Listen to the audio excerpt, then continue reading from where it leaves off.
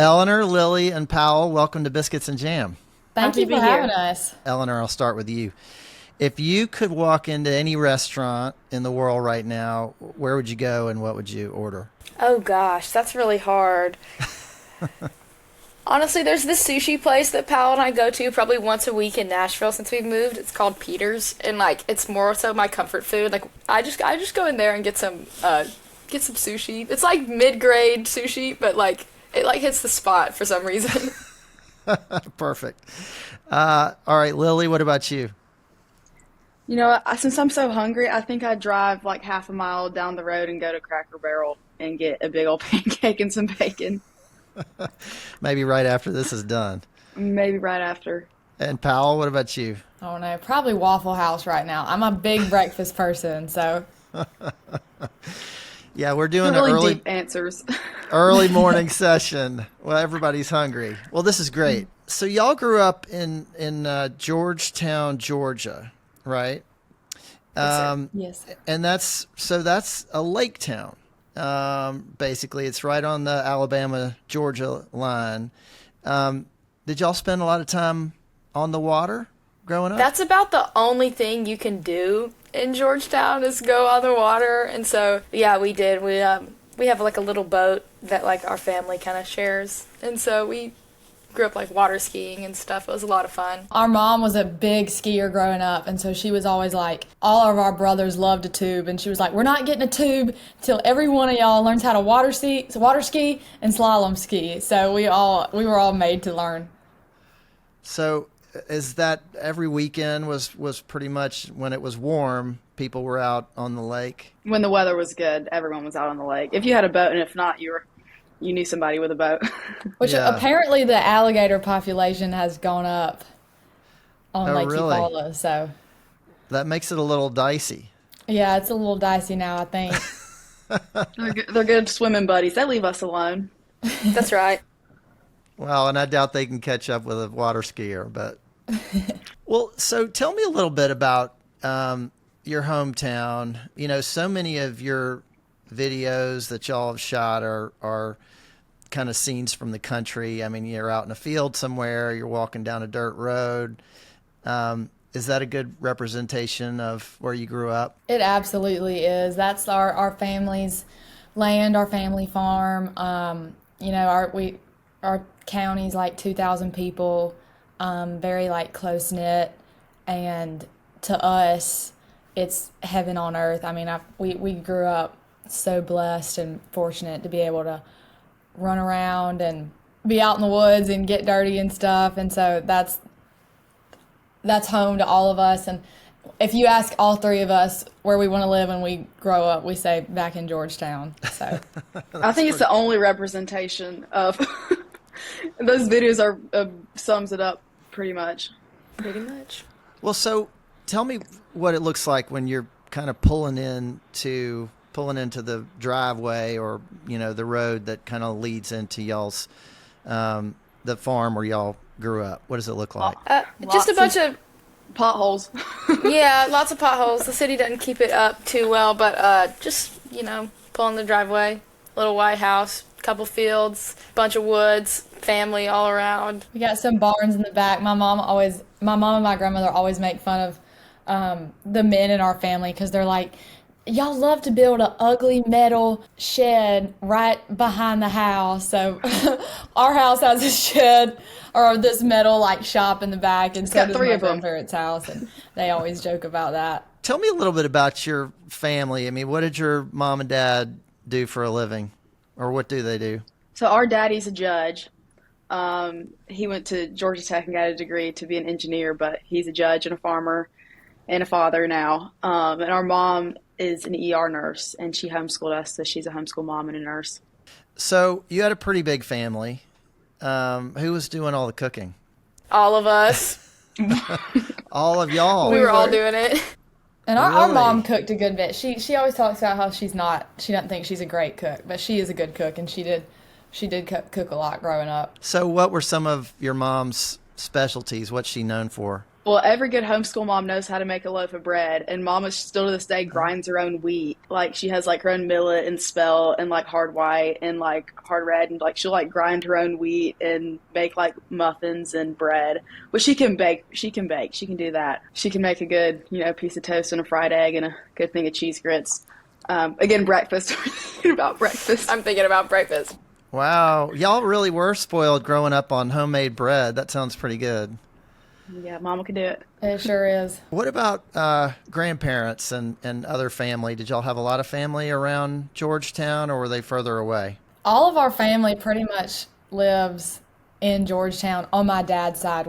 My dad's one of five, and four out of the five of those kids live within a all in mile the of each city. other on family land in Georgetown.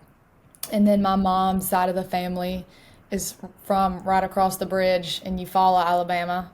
So they're 10, 15 minutes away. So, I mean, all of our extended family basically grew up in a 15-minute radius, which is such a blessing, like now thinking about it, like growing up, because so many people just don't live near their family.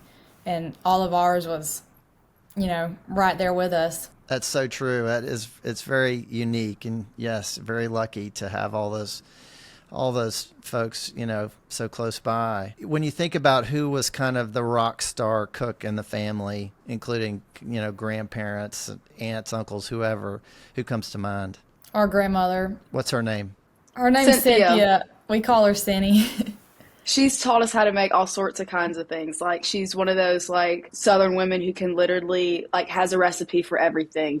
She has her pound cake, she has her, pecan pies, she has her, dressing. And it's like, okay, everyone needs these recipes at all time. And it's like, okay, I don't know how to cook this. Cindy, please send this to me. We call her Cindy. Her name's Cynthia, but she can tear it up. She taught me how to make a chocolate pound cake that it takes like 6 hours to make, but It's a labor of love. yeah, we made it for Daddy's birthday, and if we don't help her make it, she'll make it for Daddy's birthday every year, and it's my favorite cake. Now, do you have all these recipes written down?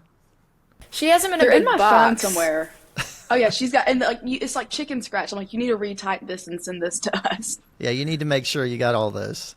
You were talking about being homeschooled growing up, which means, you weren't going into a formal school with, teachers and a chalkboard every day. What did an average day look like when you were in, say, I don't know, fifth or sixth grade? I mean, we did there's like a lot of different like flavors of homeschooling. So we did a co-op that we went to once a week, and then had like a group of friends through our co-op. But it kind of just depended. It just depended on the day. Like the nice thing about homeschooling is as long as you're motivated to get your work done, like you can get your work done, and either at 12 or at 3. And we would do school and then ride horses and just hang out on the farm. Like that's kind of what enabled us to really play music too, is being homeschooled and just having that access to time and also land with our farm. So it kind of just depended. And then as we got older, like we started dual enrolling pretty early on, so we kind of had more structure with that in that sense. Like we would do college classes in high school a lot. Yeah, y'all finished college pretty early, right? Powell and I both finished college. Lily never went because she's technically supposed to be a freshman, and all this music stuff started happening. Oh, okay. I would have never gotcha. gone anyway. The homeschooling, you think, really did sort of enable a lot of your musical interests and gave you the time to be together and to more opportunities to play music? Absolutely, because I mean, we didn't do like traditional extracurricular activities like sports or anything like that. So if we would have gone to school, would have just have been in a building for 8 hours a day. So I think the time efficiency too is a lot different. But yeah, no, I mean, homeschooling completely opened up that avenue.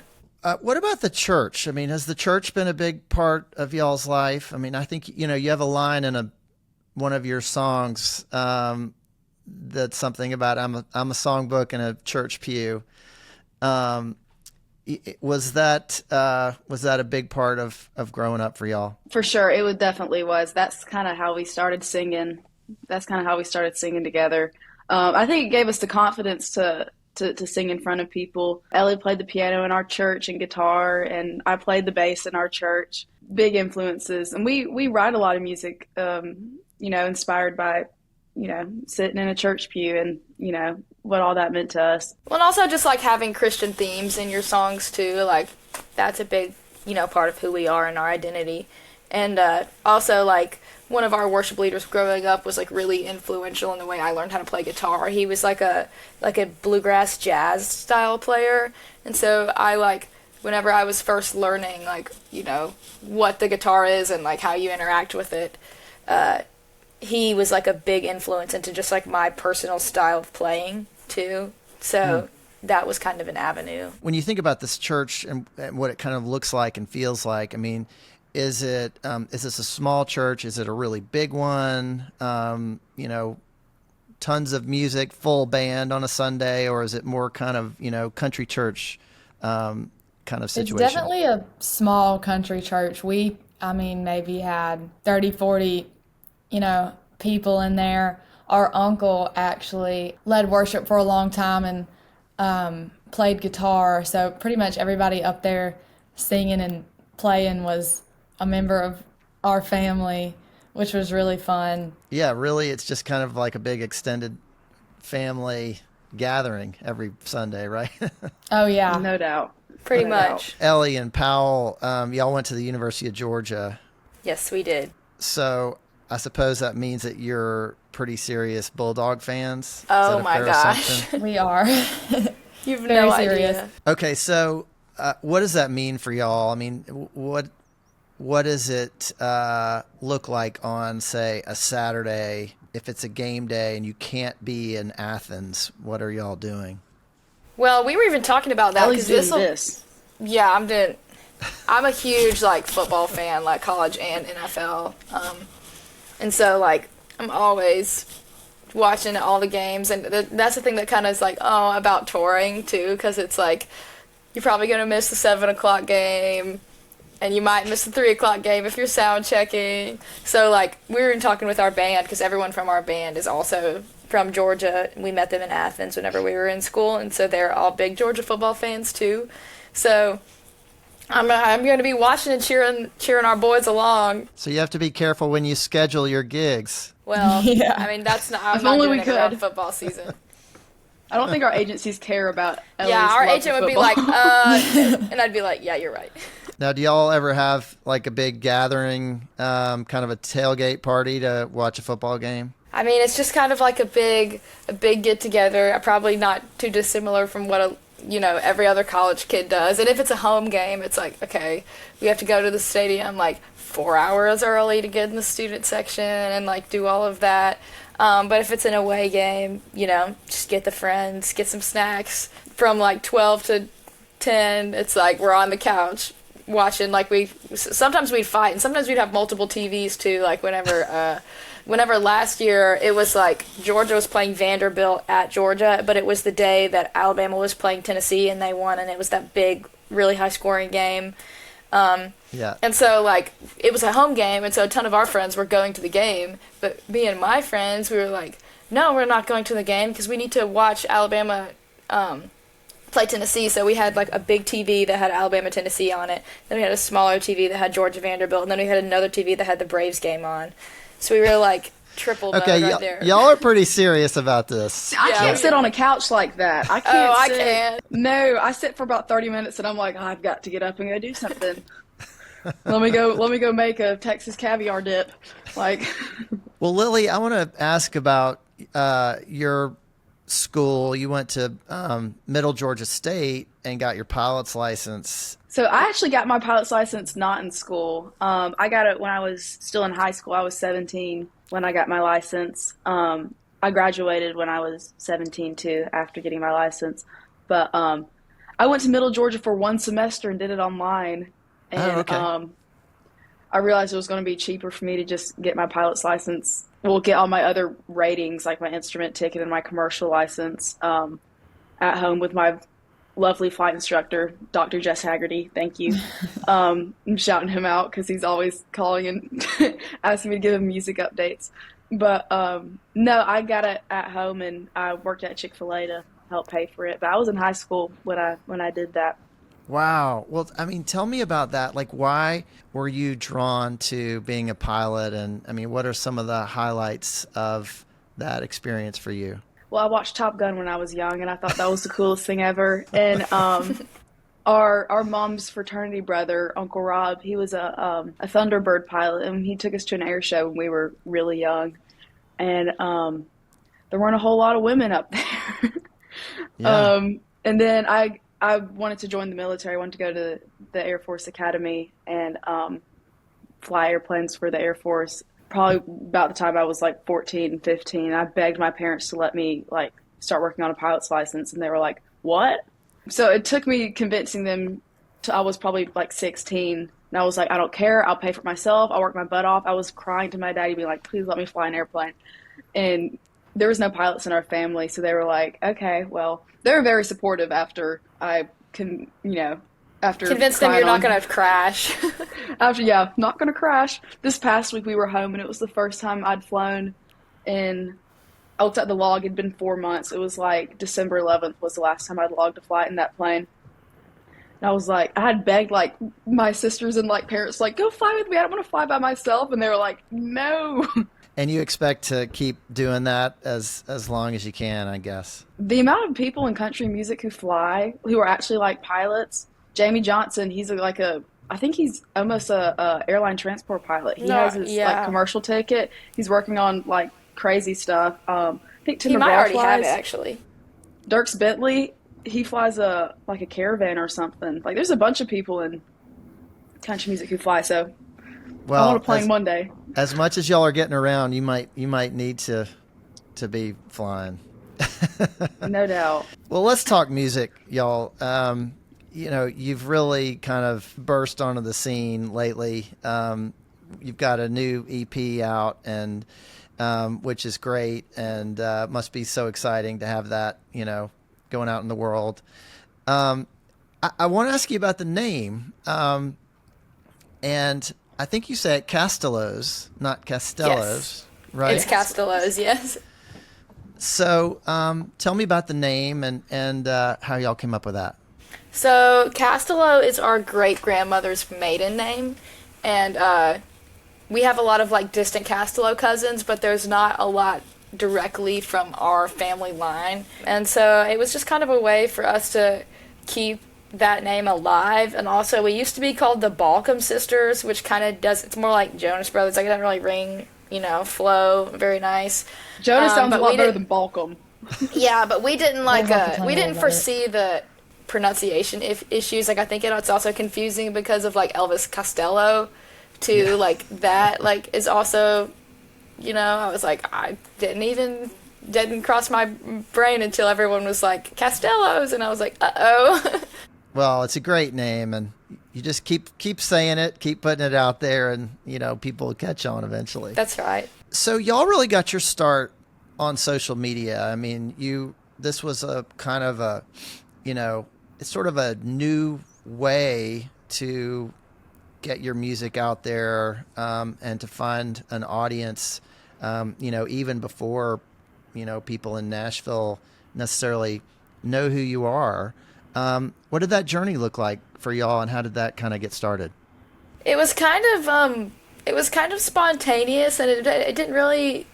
We weren't doing it as a result to try to like angle our way into the music industry. Like, it was really kind of just a thought experiment, really, because we'd been writing some songs, and but the whole thing started with me having a conversation with one of my friends in the deer stand, and him being like, hey, I think y'all should post y'all stuff. And we really just posted a bunch of covers too of just songs we liked. Like, on the farm we had some time, we weren't really doing anything, and then the next thing It you was know, boredom like, over Christmas break. and then the next thing you know, like, we're writing more songs, and then like I'm getting emails from people that I didn't think I'd get emails from, like asking what's going on. So it was really just kind of like, it wasn't an angle, it was just us taking videos of us playing some of our favorite songs, and then also like writing songs too. It's great that, you found an audience so quickly, and it seems to have really resonated. I mean, people obviously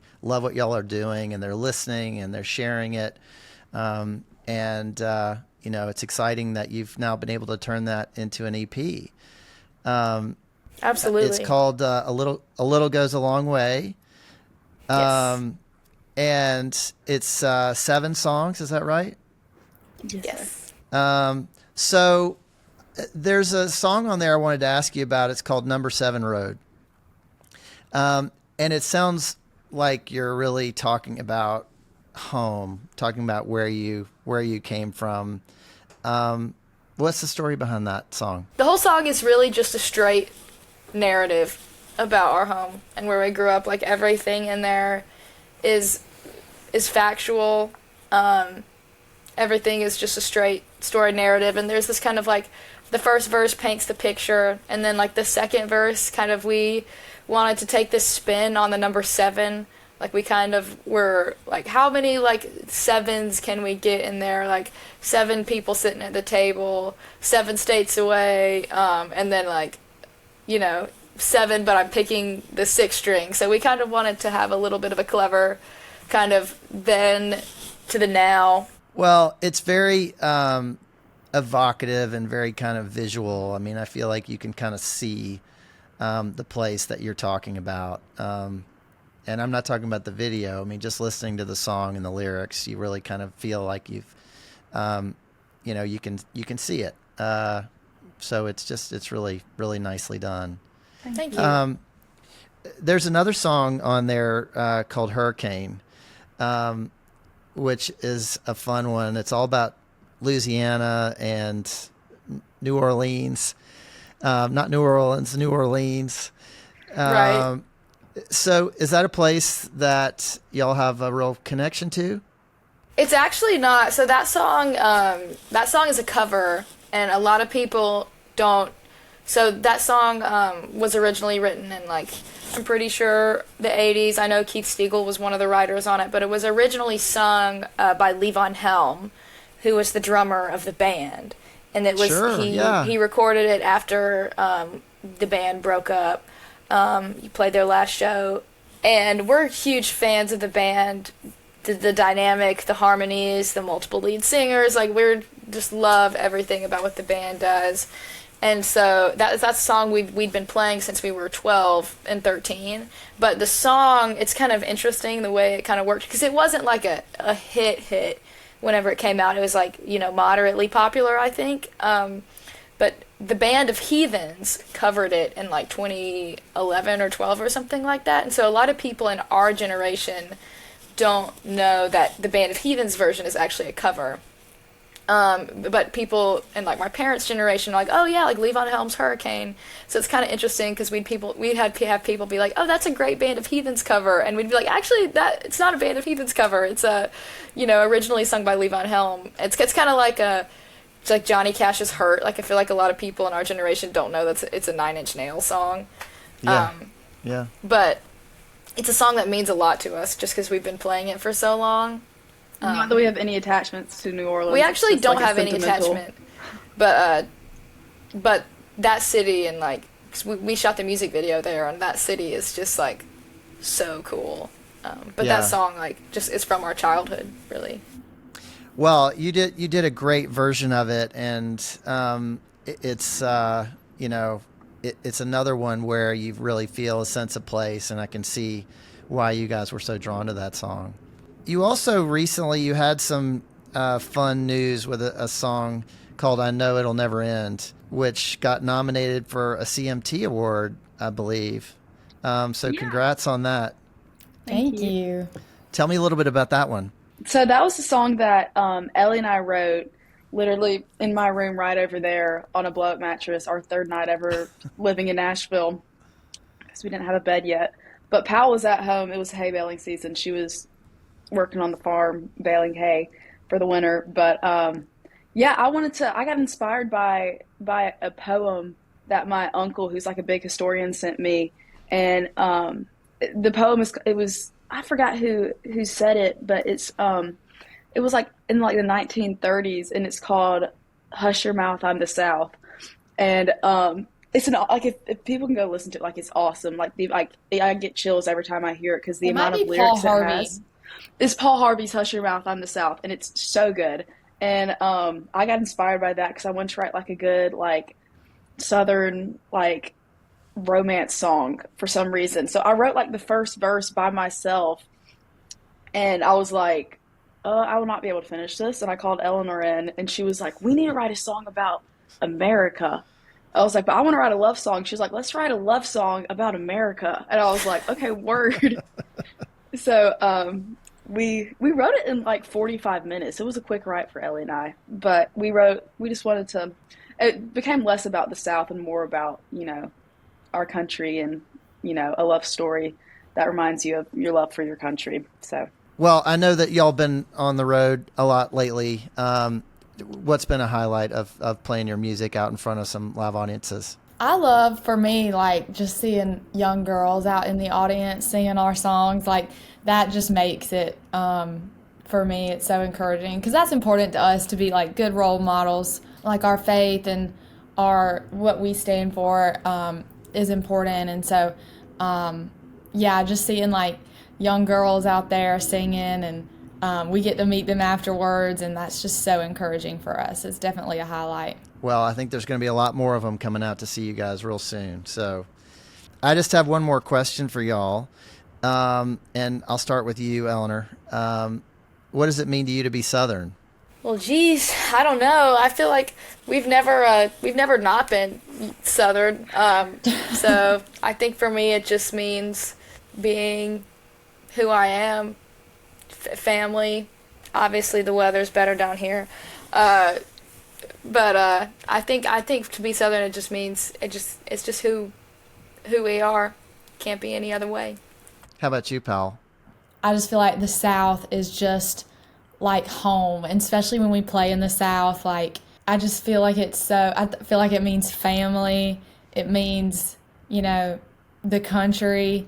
It's amazing, and that's like I'm the one who like wanted to go back and raise the run the family farm, and so like to me that's being Southern is family and community, and I love it. Lily, what about you? Yeah, I would say mine's probably the same. Like I don't know, driving through like South Georgia and like, hearing an old man, talk with a Southern accent, or just seeing, things that remind you of the South, like going out on the lake when the weather's hot, listening to country music, grandma's cooking. I feel like I get really proud when I think about, our home and where we come from, where we grew up. And going back home, we're going to be home after this run of shows. We're going to be home for like a week and a half, and we are all so excited. We're losing our minds, and like we just want to, eat grandma's food, and we want to, drive through the historic district and you fall and look at all the beautiful antebellum homes, and we want to, it's just, oof, gives you a little chill. You're like, oh, I'm going back home. But Not no, that it makes me- Nashville it makes me- isn't the South at all either, too. No, it is the South, but it's just not. It's not homes. It's not small town USA South. But I feel very proud to be Southern. Well, it's great talking to y'all, and Ellie and Powell and Lily, the Castellows. Wish you guys the best of luck on your tour and with your EP and with everything you're doing. And thanks for being on Biscuits and Jam. Thank Of you for course. having us. Thank you so much. Thank you for having us.